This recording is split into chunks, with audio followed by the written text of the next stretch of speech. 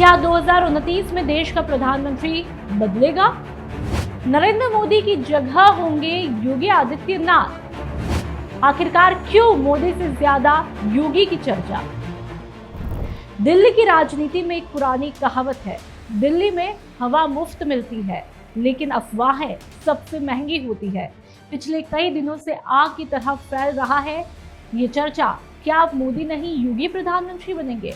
कोई कह रहा है बीजेपी का नया चेहरा तय हो चुका है, कोई कह रहा है युवाओं का गुस्सा नया नेतृत्व मांग रहा है और कोई दावा कर रहा है कि दिल्ली की सत्ता के गलियारों में बड़ा खेल शुरू हो चुका है। लेकिन सवाल है, क्या ये सिर्फ सोशल मीडिया का शोर है या इसके पीछे कोई राजनीतिक गणित भी है?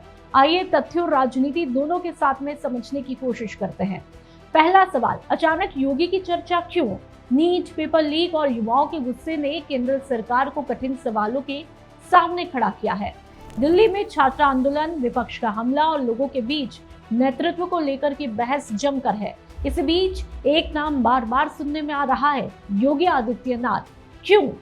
क्योंकि समर्थकों का एक वर्ग उन्हें कड़े फैसले लेने वाले, सख्त प्रशासन और हिंदुत्व की स्पष्ट राजनीति का चेहरा मानता है। लेकिन ध्यान रहे, चर्चा होना और किसी पार्टी द्वारा प्रधानमंत्री पद का उम्मीदवार घोषित किया जाना दोनों बिल्कुल अलग अलग बातें होती है। अब सवाल है कि बीजेपी का असली समीकरण है क्या?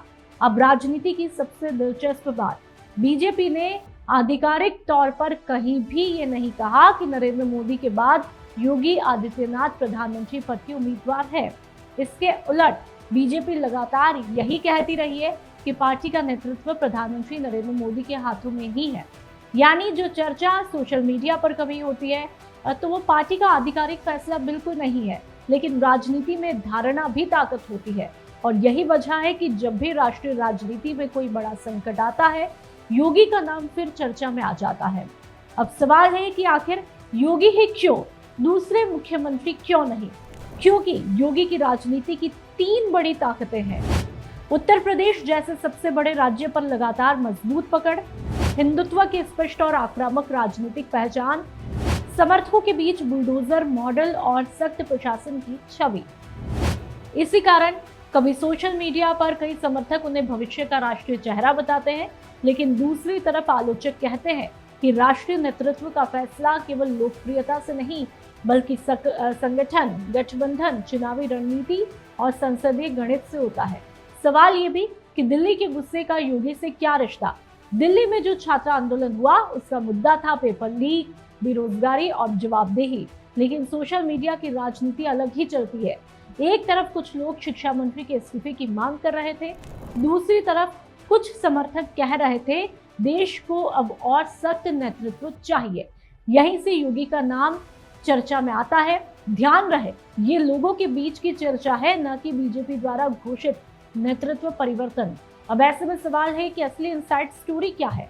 राजनीति में दो चुनाव साथ साथ चलते हैं, एक ईवीएम वाला और दूसरा नैरेटिव वाला।